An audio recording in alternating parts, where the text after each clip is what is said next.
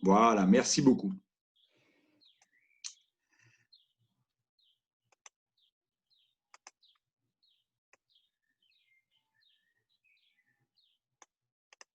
Alors, je remets. Bien. Eh bien, écoutez, tout d'abord, bonjour. Alors, je m'appelle Olivier Courbier, je suis coach, formateur, expert en communication interpersonnelle et je suis également, bien sûr, comédien, improvisateur et j'ai, depuis 25 ans, la charge d'un théâtre à Paris. Donc, je connais très, très bien l'univers du théâtre et l'univers des outils de l'acteur. Bon.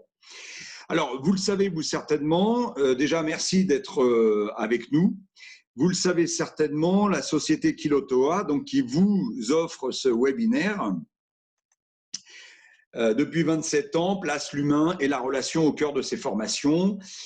Parmi certaines formations dispensées, communication interpersonnelle, pitch, prise de parole en public, improvisation, appel au projet, eh bien, nous utilisons les outils du théâtre. Donc, nous sommes plusieurs formateurs à venir du monde du théâtre, de la danse, de l'improvisation, du chant et de l'audiovisuel. Notre pédagogie, bien sûr, elle place l'humain au cœur de son développement personnel en milieu professionnel. Donc, durant ce webinaire, je vais tenter de vous montrer en quoi les outils du théâtre sont particulièrement pertinents pour se développer professionnellement. Encore une fois, je remets ceci, voilà, pardon, c'est la première page. Bien, je vous ai mis une petite phrase, bien sûr, comment ne pas mettre cette petite phrase de Socrate, connais-toi toi-même. Moi, j'adore la philosophie, donc simplement pour remettre, pour situer, pour remettre dans le contexte, c'est une devise qui est inscrite au frontispice du temple de Delphes, bien sûr. Et chez Socrate, en fait, la philosophie ne désigne pas, comme chez les sophistes, l'acquisition d'un savoir, mais une manière de s'interroger et une forme de souci de soi. Donc, chacun, en fait, dispose du savoir en lui-même et il suffit de se les rappeler. La connaissance est immanente à l'homme et non extérieure. La sagesse consiste à apprendre et à se ressouvenir. Vous allez voir pourquoi je vous dis ça, parce qu'au théâtre, on va apprendre à nous reconnaître. Alors, qu'est-ce que nous allons découvrir durant ce webinaire ? D'abord, de quel théâtre parlons-nous? Il y a le théâtre, mais de quel théâtre et quels sont les outils de l'acteur? Ensuite, le théâtre est mis en jeu de soi. J'ai toujours coutume de dire que nous sommes notre principal instrument de musique.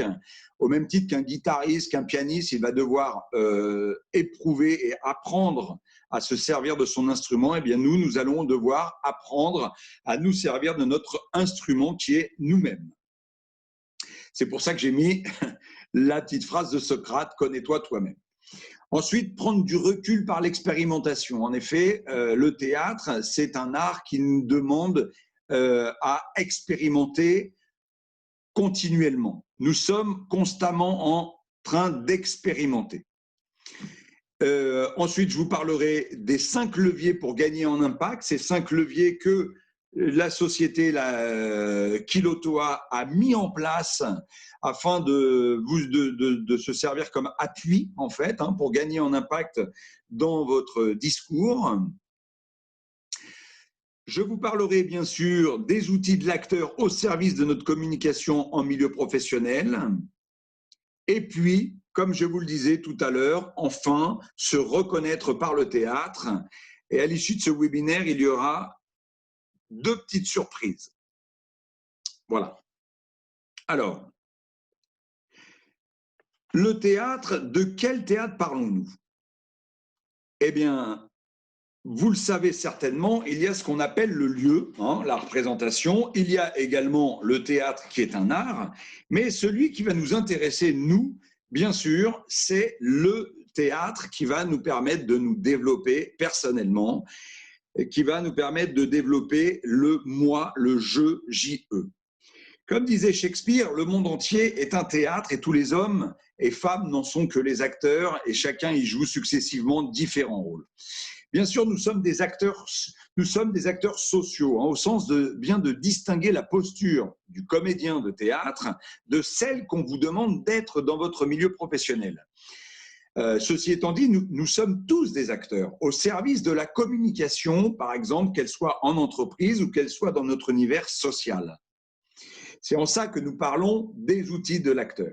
C'est pour cela que vous m'entendrez toujours parler des outils de l'acteur au service de notre communication et non du théâtre au service de notre communication. Il ne s'agit pas d'interpréter un rôle, mais d'incarner soi-même.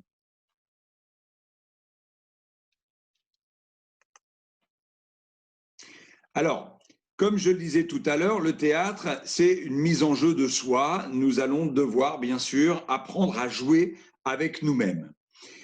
Tout d'abord, le jeu est un lieu de toutes les inventions.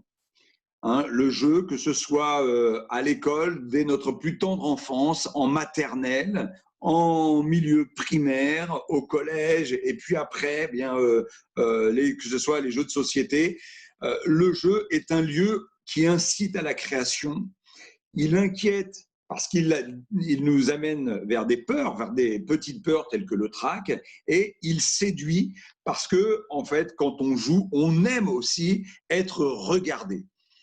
Et quand on aime être regardé, eh bien, c'est une satisfaction de voir les autres en face de nous s'émouvoir, soit par le rire, soit par les peurs, les craintes, etc., de ce que nous sommes en train de faire. Et enfin, le jeu demande à rompre avec notre savoir-faire habituel. Il nous permet de sortir de nos habitudes, de sortir de notre cadre de référence et d'ouvrir le champ des possibles. Le jeu se fait dans un espace de risque où tout est possible, parce que dans cet espace de risque, il va y avoir un cadre bienveillant et respectueux. On va jouer, et quand on va jouer, on va être dans l'instant présent, ce que nous privilégions énormément, nous, au théâtre, que ce soit au théâtre ou même, par exemple, en improvisation, parce que cet instant présent, cet ici et maintenant, va nous installer, va nous faire oublier tous nos soucis ou pas, par exemple toutes nos préoccupations qui seraient liées aux réseaux sociaux, aux mails que nous devrions recevoir, etc. Donc cet instant présent est très important et je vous invite à lire le fameux livre de Deep Work, de Cal Newport, Deep Work. Voilà. Il va nous apporter également de la jubilation, ce jeu, du plaisir, et bien sûr de la complicité, de la créativité. Et en jouant, nous allons être dans l'action. Il n'y a pas de jeu sans action. Alors, prendre du recul par l'expérimentation, comme je vous disais tout à l'heure, au théâtre, nous expérimentons. Nous sommes sans arrêt en train d'essayer. D'accord? Et ça, c'est très bénéfique en fait pour notre psychisme parce que le fait d'essayer, ça va nous permettre d'asseoir le fait qu'on est capable de le faire. Et ce qui va nous aider, le garde-fou que nous allons avoir, ça va être le coach, le formateur, le prof qui va être en face de nous et même parfois nos collaborateurs qui vont eux aussi expérimenter, qui vont nous renvoyer une image. Et cette image, généralement, le coach, le formateur ou le prof, ça va être une image, bien sûr, bienveillante. Et il va nous aider justement à nous construire. Donc, pour moi, le théâtre, c'est une expérience gagnant-gagnant. Oui, on va être constamment pris par ce miroir entre l'autre et moi-même. Ce miroir va nous permettre bien sûr de distinguer nos émotions afin de mieux les utiliser, de mieux les repérer, de mieux nous en servir. Ensuite, il va nous permettre bien sûr d'asseoir un regard sûr, une posture affirmée.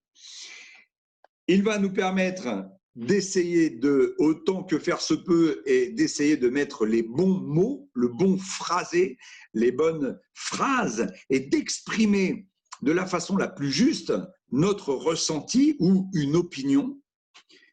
Il va nous permettre bien sûr d'avoir le geste juste et bien sûr de travailler sur la confiance en nous-mêmes. Cette confiance dont nous avons tant besoin, que ce soit dans le milieu personnel ou dans le milieu professionnel.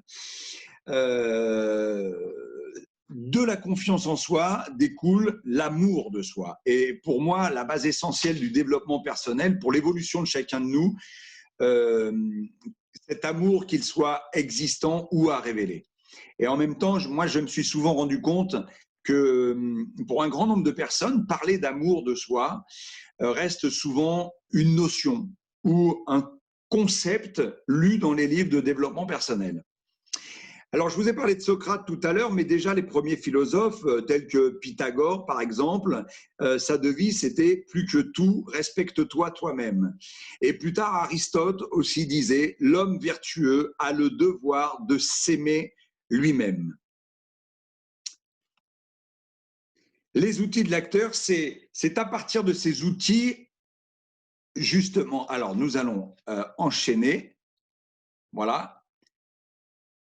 Donc, voilà, le théâtre est un art émancipatoire dans un espace de jeu défini par des règles où chacun prend sa place.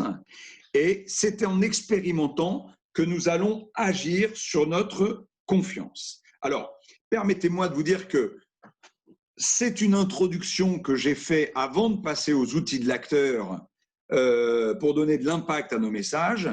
Et je vous propose, si vous ne l'avez déjà fait, de me poser des petites questions sur cette introduction. Est-ce que vous avez des questions sur cette introduction? Justement, Olivier, il y a une petite question. Justement, je viens de répondre dans le chat. Est-ce que tu peux redire le nom de l'auteur sur le livre Sur l'instant présent? Bien sûr.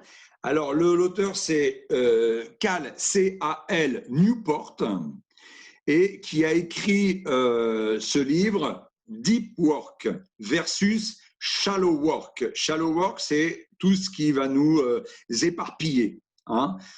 C'est tout ce qui a un rapport. Alors, je vous le fais brièvement, mais ce qu'il faut savoir, c'est qu'on reçoit au quotidien autant d'informations que l'humanité nous en a donné jusqu'en l'an 2000.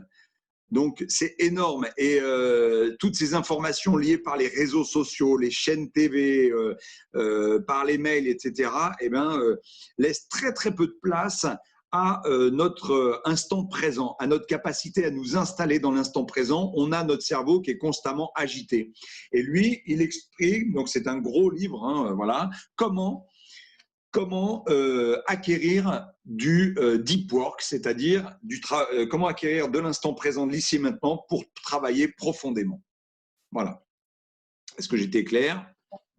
Merci, Olivier. Alors, est-ce qu'il y a d'autres questions? Pour l'instant, non.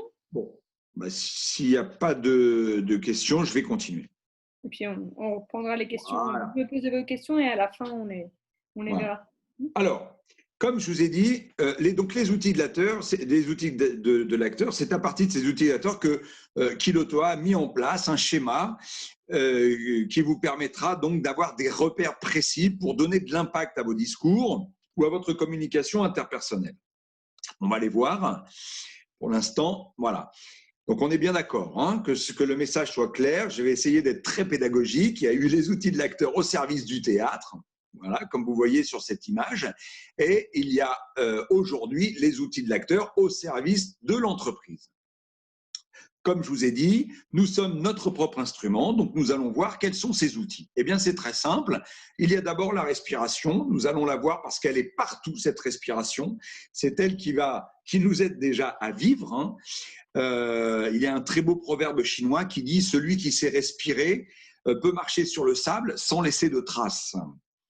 Il y a ensuite le corps. Il faut savoir que dans la communication ou dans la prise de parole en public, nous sommes vus avant d'être entendus et entendus avant d'être compris. Il y a bien sûr la voix, cette voix qui est le reflet de notre personnalité. Et donc, sachez que cette voix, elle peut se travailler et elle doit se travailler, surtout si nous sommes amenés à parler en public. Il y a bien sûr la relation, l'équipe. Alors, la relation, c'est, on le verra tout à l'heure, mais ce qu'on peut mettre dans le théâtre, c'est la troupe. Il n'y a pas de théâtre sans troupe. Alors, bien sûr, il y a des one-man show, mais même les personnes qui font du one-man show ne sont jamais seules. Elles sont toujours très bien entourées. par des hommes de confiance qui vont les aider à bien se concentrer. Mais en général, on parle de la troupe au théâtre et dans l'entreprise, on parle de l'équipe, sans laquelle nous ne serions rien finalement, hein. Et puis, il y a bien sûr nos émotions. Ces émotions-là, voilà, bien les utiliser, bien les distinguer pour ne pas qu'elles nous encombrent.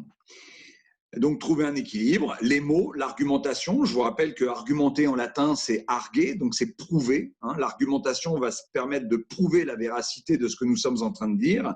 Donc là, on va travailler vraiment sur la capacité de structurer notre message, de mettre les bons mots aux bons endroits. Et puis, la créativité, je vous l'ai dit tout à l'heure, dans le jeu et dans l'expérimentation, on ose, on est constamment dans l'action. La créativité va nous permettre d'oser. Et c'est un verbe que j'aime beaucoup, moi, le verbe oser. Et j'aime surtout aussi acquérir de l'audace. D'accord ? Parce que je pense que pour parler en public, pour communiquer dans une équipe, quelle que soit l'équipe, il faut sortir de sa coquille et avoir un minimum d'audace pour se faire comprendre et surtout pour se faire entendre. Voilà. Alors, quels sont les 5 leviers pour gagner en impact? Ces 5 leviers, ce sont bien sûr des appuis sur lesquels vous allez pouvoir progresser. Alors, je ne vais pas tous les détailler, mais grosso modo, de toute façon, vous recevrez, hein, vous recevrez bien sûr ce webinaire, mais déjà, il y a le levier relationnel qu'on retrouve dans l'équipe, d'accord? Voilà, sur lequel il y a des points très importants, des appuis qui vont vous être utiles et précieux et qui sont très pratiques. Il y a le levier visuel. Notez bien que la respiration est partout. Il y a le levier, bien sûr, vocal. Il y a le levier verbal et intellectuel. Et puis, bien sûr, le levier émotionnel. Voilà les 5 leviers pour gagner en impact.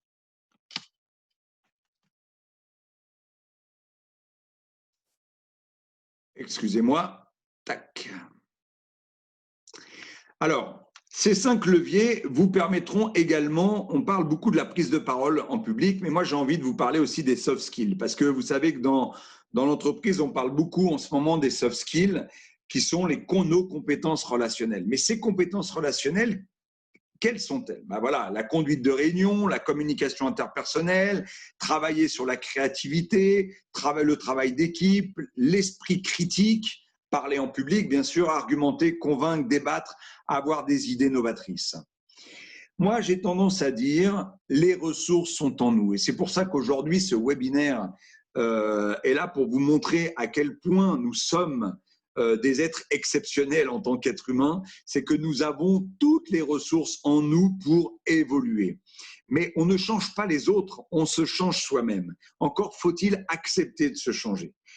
Ce en quoi le théâtre et les outils de l'acteur deviennent pertinents dans un monde, voilà, où on nous demande de nous adapter constamment, eh bien, le théâtre fait appel à cette notion d'adaptation. Alors, vous me direz, mais pourquoi plus le théâtre qu'une autre discipline? Eh bien, tout simplement, moi je répondrai, parce que nous jouons avec nous-mêmes et les autres, ça je vous l'ai déjà dit, sans arrêt et en interaction.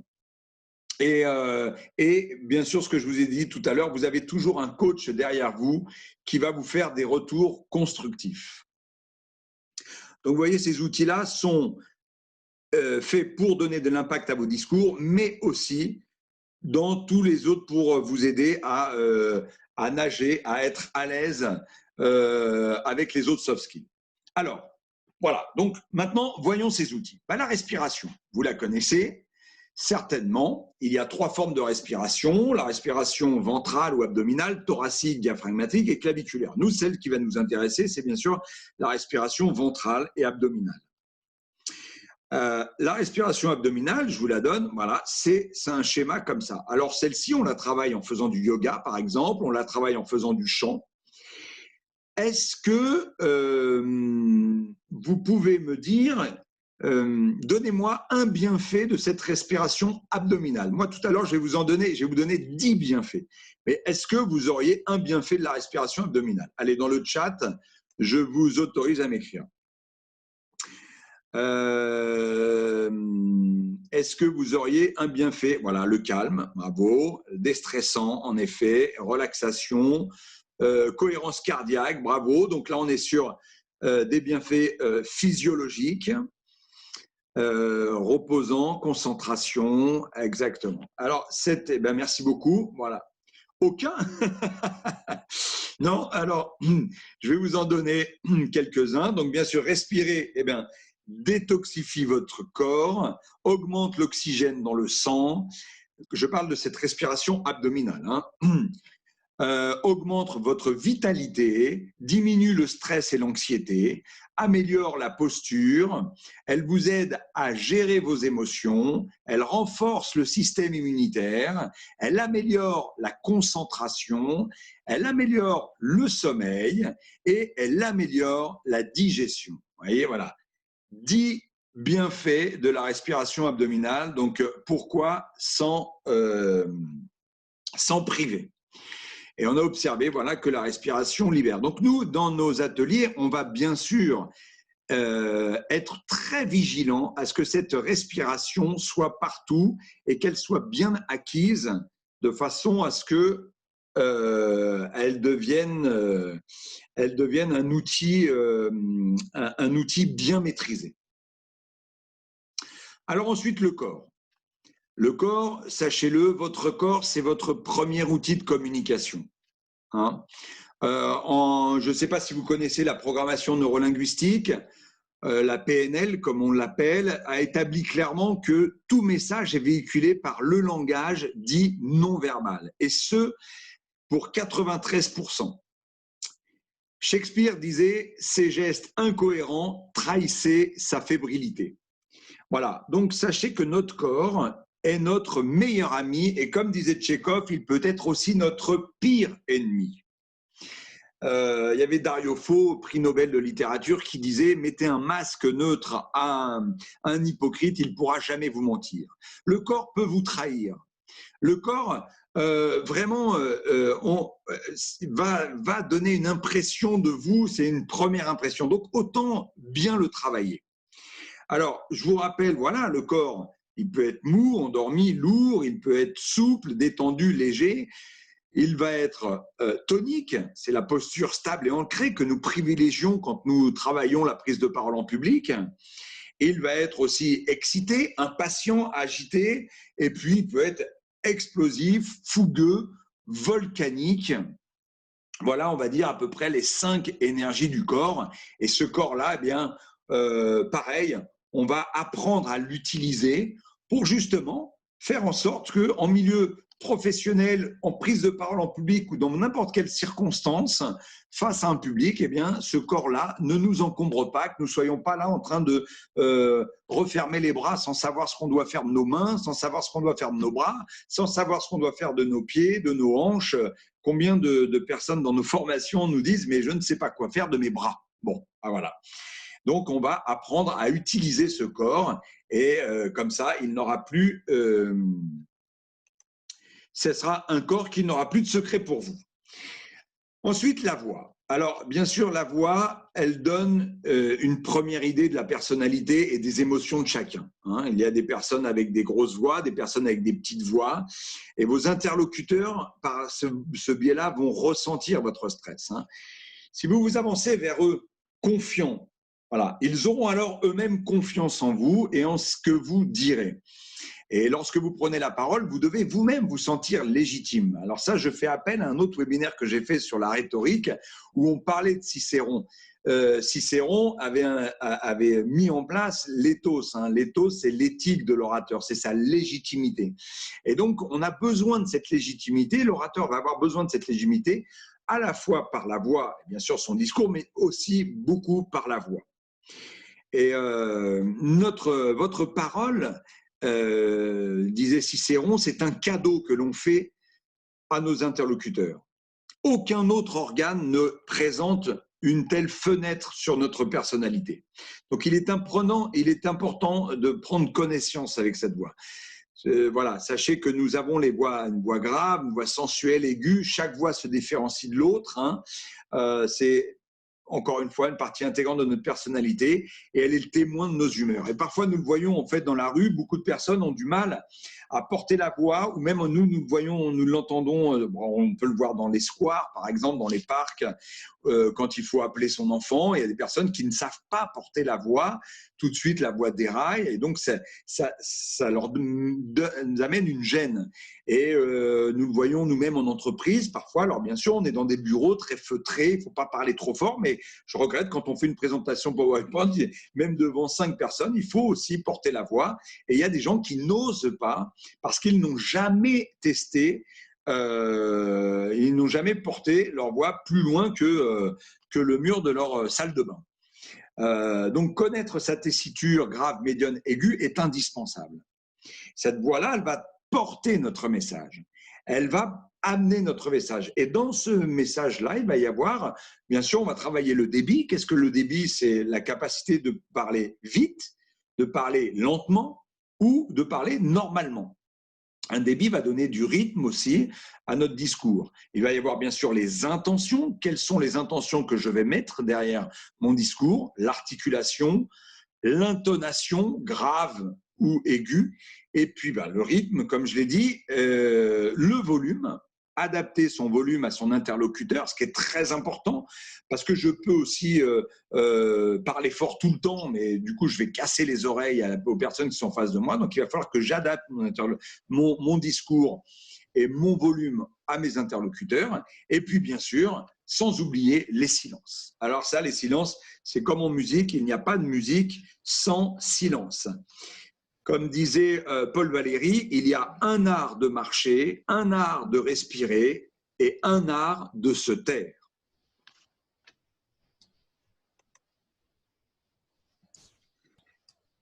Alors, la relation.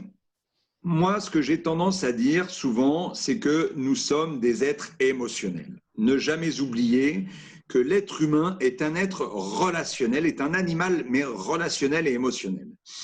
Et que serions-nous sans nos parents qui nous nourrissent d'amour, par exemple, hein, ou qui nous apprennent un langage, à nous comporter de façon adaptée. Et c'est sans cet amour nourrissant, hein, le petit être que nous sommes, on ne pourrait pas se développer en toute sérénité. Hein. Cette confiance, cette estime de nous-mêmes nous manquerait. Donc, je ne sais pas si vous avez vu ce film qui s'appelle Seul au monde avec Tom Hanks, où il est sur son île. La première chose qu'il fait, il prend un ballon et ce ballon va devenir un ami. Il va s'appeler Wilson et c'est ce Wilson-là qui va vraiment partager ses jours pendant 7 ans parce que sinon il deviendrait fou. On voit bien dans Robinson et Crusoe, hein, c'est cet homme qui s'est naufragé, qui se retrouve contraint donc d'exister seul et de vivre. Il vit finalement sur ses réserves affectives qu'il a emmagasinées durant toute son enfance, hein, sur ses connaissances antérieures. Et il s'aime suffisamment lui-même et peut, à partir de là, d'accord, en tirer avec honneur et se reconstruire un mode de vie civilisé et personnel. Hein. Donc, la solitude subie est très, très compliquée. La solitude choisie, elle, il n'y a aucun souci. Donc, c'est pour ça que il ne faut pas, il faut vraiment privilégier cette capacité de rentrer en relation avec l'équipe, hein, avec les personnes. Alors, cette relation, c'est quoi? C'est d'abord, bien sûr, le regard, hein, un contact visuel, comme on peut avoir. C'est ensuite l'écoute active, être dans l'ici et maintenant. Je vous ai parlé tout à l'heure de Cal Newport, de l'importance de la qualité de cette relation que nous allons mettre avec notre interlocuteur. Une relation bousculée, qui n'a pas de sens ou qui serait fait à la va-vite, forcément aurait des dégâts sur la communication. En revanche, une relation posée avec écoute, là, nous permettrait justement d'avoir une bonne communication interpersonnelle. Ensuite, il y a bien sûr l'interactivité, les échanges, hein, très importants dans l'écoute. Dans l'écoute active, on parle beaucoup d'échanges, de reformulation, de questionnement, d'enquête. On essaie de comprendre la demande de l'autre. On essaie de se, voilà, on se précipite pas. Hein. Quand on a quelque chose à dire, on attend, on place aussi parfois dans des silences dans la communication. Ça peut être très important et très intelligent. Et puis, il y a bien sûr la proxémique, nous, ce qu'on appelle, c'est la distance, les distances sociales. En ce moment, on en parle beaucoup, des distances sociales, physiques, voilà. Il y a la distance intime, personnelle et publique. Il y a des personnes qui ne connaissent pas, qui ne savent pas mettre en place les distances avec leur interlocuteur. Et puis, il y a dans la relation le cadre. Voilà, donc mettre toujours un cadre.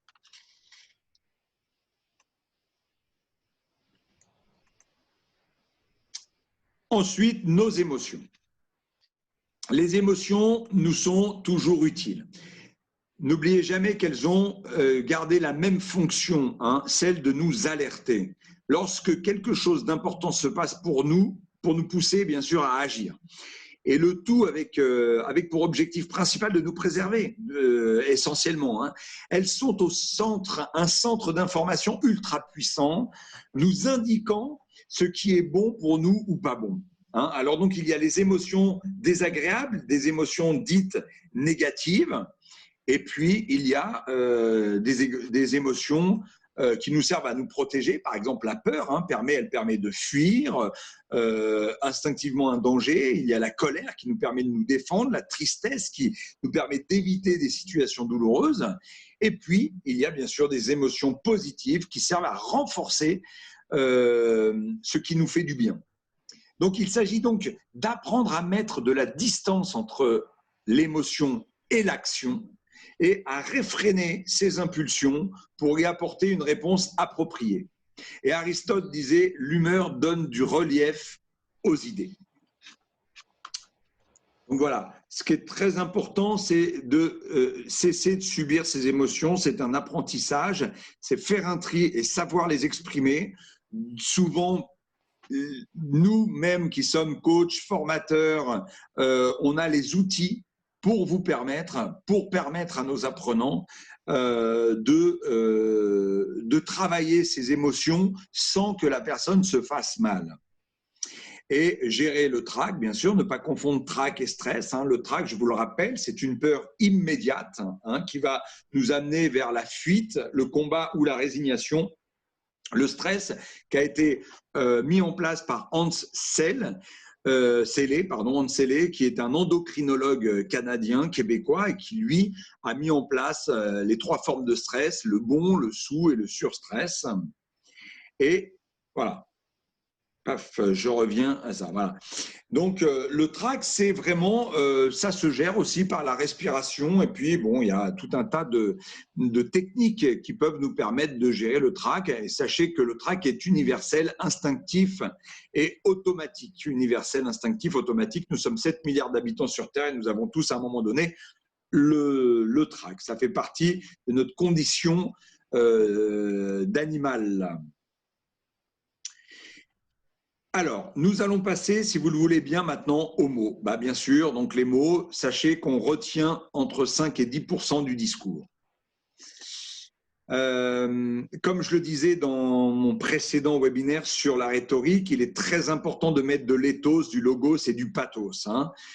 C'est revenir à la structuration de la rhétorique classique et à ses 5 parties. Je vous invite à revenir sur le webinaire autour de l'éthos, logos et pathos et à la structuration des 5 parties en rhétorique.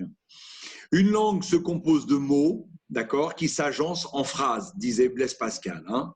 Et Boileau disait « Ce qui se conçoit bien s'énonce clairement et les mots pour le dire arrivent aisément ». Donc, en règle générale, quand on doit prendre la parole en public, on doit avant tout bien concevoir les choses et pour avoir une éloquence qui est la source de toutes les richesses. Acquérir de l'éloquence, avoir une stratégie d'intervention, cible, objectif, moyen, avoir du vocabulaire, bien sûr, de l'argumentation et, bien sûr, du phrasé, ce qu'on peut appeler de la syntaxe. Donc tout ça, pareil, ça se travaille à l'oral. Notre discours doit être toujours clair, concis, complet, cohérent, court et compréhensible. D'accord? Ça, c'est la règle des 5 C, clair, concis, complet, cohérent, court et compréhensible. Donc, il y en a 6, pardonnez-moi. C'est la règle des 6 C. Ensuite, la créativité. Alors, nous travaillons, nous aussi, beaucoup chez Kiloto à l'improvisation, qui est un outil que nous privilégions énormément. La créativité, d'ailleurs, c'est un booster de confiance. Hein. Essayer de nouvelles choses permet de booster sa confiance en soi. Être créatif nous permet d'explorer de nouveaux aspects de notre personnalité et de renforcer ce que nous savons déjà sur nous-mêmes. Voilà. Dans nos formations, on incite beaucoup les élèves à aller chercher, à ouvrir le champ des possibles. Cette créativité facilite les relations sociales aussi, hein, parce que cela peut permettre de découvrir aussi de nouveaux talents dont nous n'avions pas conscience avant. C'est faire preuve d'ouverture d'esprit et de proposer des vues originales sur des choses, qui peut séduire les gens généralement. C'est voilà, en fait, c'est un formidable moteur dans le milieu professionnel, la créativité. Et dans l'économie, à mon sens, actuelle, de plus en plus d'entreprises sont à la recherche de personnes créatives, hein, de par leur grande aptitude à résoudre des problèmes de manière originale et astucieuse. Ça aide à maintenir dans la course du progrès du business. La créativité va bien plus loin que d'être capable de réaliser de belles peintures ou même de résoudre des problèmes. C'est une attitude, pour moi, qui stimule l'ensemble de votre processus de pensée. Et c'est bon pour la santé. Parce que figurez-vous que des études ont démontré que les personnes créatives ont tendance à mieux composer avec le vieillissement et la maladie. Eh oui. Elles sont également plus à même de vivre avec le doute, avec l'incertitude, car elles sont capables d'adapter et d'ajuster leurs pensées face aux choses inconnues. Vous voyez ?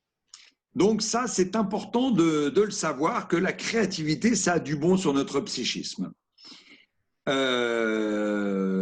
Voilà, et ça nous amène aussi la capacité d'être dans du lâcher-prise.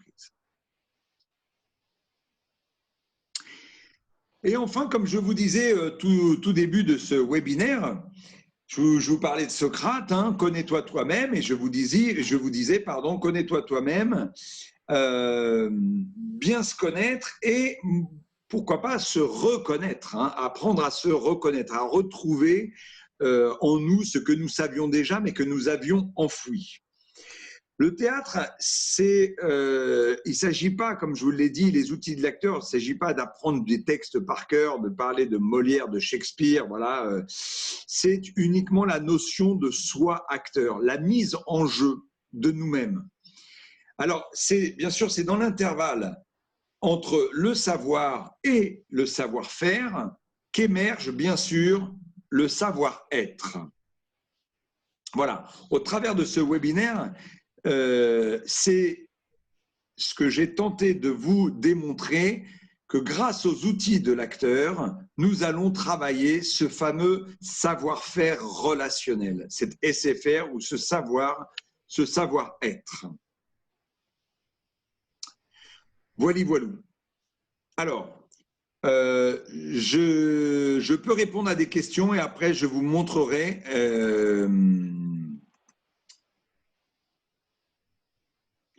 je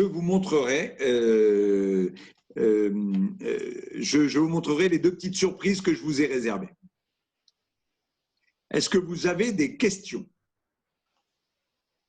Oui, moi, vous m'entendez? Oui, très bien, merci. Bonjour à tous, je m'appelle Alice Simo. Je suis sur ce webinaire parce que j'ai quelques problèmes de communication, je m'en rends compte. Comme on a défini tout à l'heure, dans les émotions, parce que j'ai tendance à m'emporter très vite devant la malhonnêteté des gens et je n'ai pas toute la capacité au moment, quand le moment arrive, de répondre parce que je suis tellement en colère que les mots n'arrivent pas. Alors, je ne sais pas, est-ce que dans vos dans vos propositions de séminaires? Est-ce qu'il y a des façons pour aider pour le calme intérieur, enfin, d'avoir une posture peut-être d'écoute avant, de réponse, enfin, je ne sais pas comment je vais gérer ça. De toute façon, ça commence à me créer un gros problème et un problème aussi relationnel parce que je suis tellement en colère que je crie et bah, ce n'est pas Ouais. productif, quoi. Bah oui, oui, tout à fait. Alors, je vais laisser répondre Alix pour les formations, si tu veux bien, Alix, tout à l'heure. Mais là, pour l'instant, je vais répondre à ce que vous dites parce que c'est très intéressant. Si j'ai bien compris, vous avez du mal à gérer vos émotions, surtout quand il y a une forme d'injustice. Oui, c'est ça, parce que bah, pour tout vous dire, je suis représentante du personnel. Ouais. Et donc, on est en face à une direction qui est sans foi ni loi, qui mélange les choses, qui ment tout le temps, et même devant des faits graves, devant des faits très, très graves. Voilà. Et donc, à ce moment-là, moi, je me dis, mais enfin, peut-être que c'est pas possible. Je suis trop honnête pour entendre des gens comme ça, entendre parler de choses comme ça et ne pas réagir. Et en réagissant sur l'émotion, je ne fais pas bien de répondre parce que les personnes qui m'entendent ressentent de l'agressivité, mais l'agressivité est la conséquence de l'injustice que je veux déplorer. Et donc, ce que moi, je vais travailler, c'est de trouver les moyens de me calmer déjà, de prendre les faits comme il se doit chronologiquement et puis justifier. Mais c'est trop difficile pour moi parce que je suis tout le temps dans l'émotion et parce que devant des gens malhonnêtes, enfin, que j'estime malhonnêtes puisque c'est ça, ben, je n'arrive plus pas à être moi, à maîtriser voilà, mon moi, quoi, en fait. Je suis plus maître de moi. Ok, très bien. Alors, écoutez, là j'ai complètement compris. Je vous remercie beaucoup. Alors nous, c'est vrai qu'on a des outils parce qu'on fait beaucoup travailler ce qu'on appelle l'assertivité. On travaille avec des outils dans la communication non violente qui peuvent être très intéressants. Alors toujours pareil avec les outils de l'acteur parce qu'il s'agit aussi d'éprouver aussi les choses et de les expérimenter. C'est pour ça que j'ai parlé quand même pas mal d'expérimentation en début de session. Ça servirait à rien de faire un cours théorique, mais notez ce mot assertivité, A-2-S-E-R-V-I-T-E. Vous le connaissiez ce mot ou pas? Oui, je l'ai déjà entendu, mais Et donc, par rapport à l'assertivité, ça vient d'un verbe anglais, hein, to assert, s'affirmer sans agresser l'autre. Et ça peut être un début, attention, hein, parce que, encore une fois, ça peut être un début pour vous de solutions. Et en effet, mais pour ce que vous dites et ce que vous racontez, il y a en effet des formations qui peuvent être proposées. D'accord, je vous remercie. Mais de rien. Donc Alice, tu voulais rajouter un petit chose sur les formations ou pas? Ou non, ça va? Alors juste le micro. Pardon. Et oui, vous pouvez retrouver toutes nos formations sur le site de Kilotoa Group. Aussi, je vais vous mettre le lien vers notre page LinkedIn, là où vous aurez toutes les informations sur en fait, notre actualité et puis notamment le replay de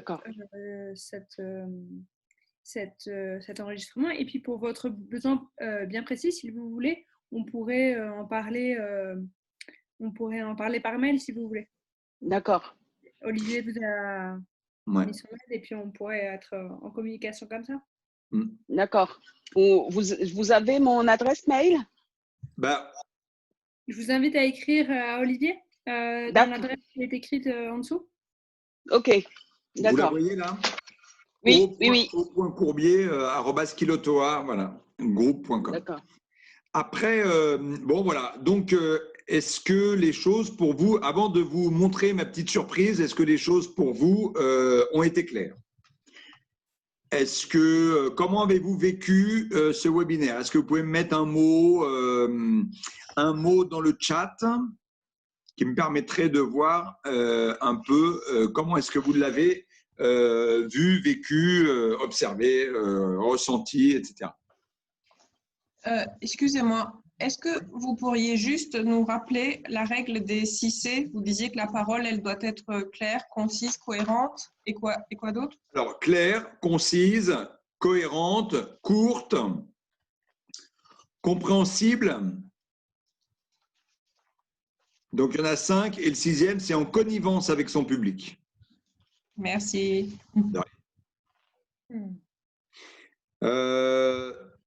Voilà, est-ce que, voilà, intéressant, ok, il donne envie d'en savoir plus. Bon, merci beaucoup. Si quelqu'un veut bien juste mettre un petit mot, ok.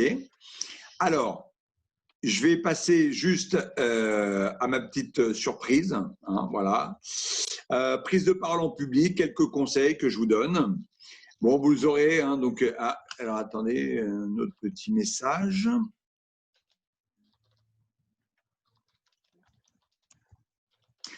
Voilà, merci beaucoup, très clair, intéressant. Oui, c'est ça, oui. Alors, pour maîtriser ses émotions, alors, en effet, le webinaire était plutôt concentré les outils de l'acteur au service de la communication et de la prise de parole. Merci. Ok, bah c'est gentil, plus que ce que j'attendais, c'est très bien, très bonne session, ça récapitule bien les sujets que l'on peut travailler, en effet, super, merci beaucoup. Bah, écoutez, merci. Alors, voilà, bah, regardez, prendre la parole en public déjà, placez-vous de manière à voir l'ensemble du public. Ça, ce sont des petites astuces, hein, c'est ce qu'on appelle des tips. Avant de commencer, regardez le groupe en silence, hein, soufflez, prenez contact avec vous-même, ancrez-vous bien dans le sol. Ensuite, pour un grand groupe important, bah, regardez loin, puis alternez les zones de regard pour prendre en considération chaque partie de l'auditoire. Quand vous cherchez une idée, une réponse à une question ou objection, eh bien, regardez le public, ne regardez pas en l'air ou par terre. Voilà, ayez le regard assuré, comme on a parlé tout à l'heure. Hein, le théâtre vous permet d'avoir le regard assuré. Après avoir exprimé un point important, répondu à une question difficile, bien, regardez le public en silence. Laissez des temps de pause, n'ayez pas peur du silence en balayant chacun du regard, mais pas en tour de table, il faut alterner. Hein, voilà. Sachez que quand vous regardez les gens et quand vous parlez en public, ben, les gens se sentent davantage concernés. Le gros problème des orateurs parfois ou des réunions, c'est que les gens ne vous regardent pas, donc vous ne vous sentez absolument pas concerné, donc vous décrochez très très vite. Dites-vous que les gens, nous sommes des machines à décrocher. Les gens qui sont autour de vous ont un temps d'attention très très réduit. Donc il va falloir aller venir les chercher, ces personnes-là. Ensuite, voilà, aller chercher, ben exactement, d'un participant, quand vous exprimez, voilà, pour avoir un allié et de préférence et changer régulièrement d'interlocuteur. Moi, parfois, je me retrouve face à des gens qui me regardent que moi parce que bon, j'ai tendance à sourire pour faciliter l'orateur et du coup, la personne, elle ne me lâche plus. Bah, au bout d'un moment, ça devient gênant parce que du coup, moi, je ne l'écoute plus. Il parle qu'à moi, en fait. Hein. Et ça m'arrive assez fréquemment.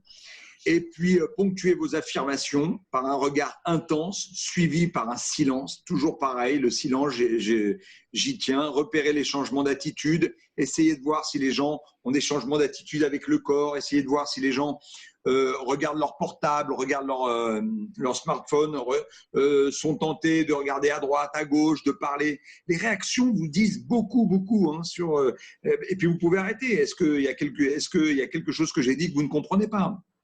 Et voilà, donc ça c'est important hein, de repérer ce que vous voyez chez les gens, le non-verbal, hein, de repérer le non-verbal.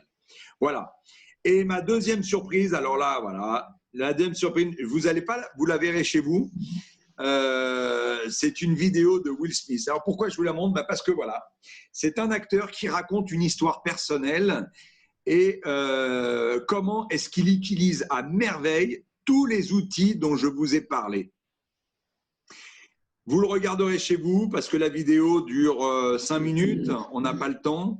Mais cet acteur-là ne joue pas la comédie, il raconte une histoire très personnelle, il parle d'une peur. Donc voilà, vous parliez des comment gérer ses émotions. Il parle de sa peur de sauter en parachute et vous repérerez tous les leviers, les 5 leviers, que ce soit la voix, la relation, l'écoute avec son public, comment est-ce qu'il joue avec son public, la gestuelle, la structuration de son message.